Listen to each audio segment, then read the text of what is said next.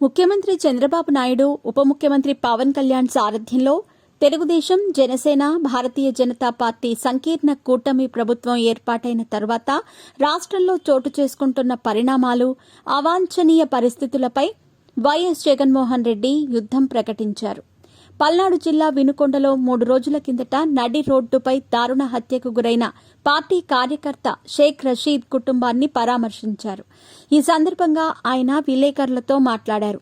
చంద్రబాబు, పవన్ కళ్యాణ్ పాలనలో రాష్ట్రంలో నెలకొన్న అరాచకాలకు నిరసనగా ఈ నెల 24వ తేదీన దేశ రాజధానిలో ధర్నా చేస్తామని ప్రకటించారు. పార్టీకి చెందిన లోక్సభ, రాజ్యసభ సభ్యులు, ఎమ్మెల్యేలు, ఎమ్మెల్సీలందరూ ఇందులో పాల్గొననున్నారు.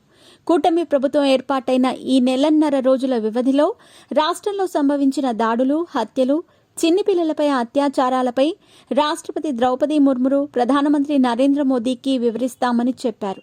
ఈ ప్రకటన జగన్ పాత రోజులను గుర్తు చేసినట్టయింది. ఆయన రాజకీయ జీవితానికి ఆరంభమైంది అక్కడి నుంచే.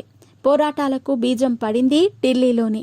వైఎస్ఆర్ కాంగ్రెస్ పార్టీ స్థాపించటానికి ముందు, ఆ తర్వాత జగన్ రాజకీయాలన్నీ ఢిల్లీ కేంద్ర బిందువుగానే సాగాయి.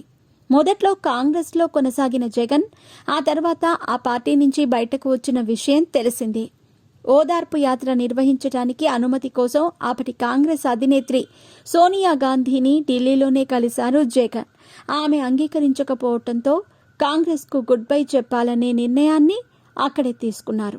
ప్రతిపక్ష నేతగా ప్రత్యేక హోదా కోసం పలువురు జాతీయ స్థాయి నాయకులను ఢిల్లీలో కలిసిన సందర్భాలు ఉన్నాయి.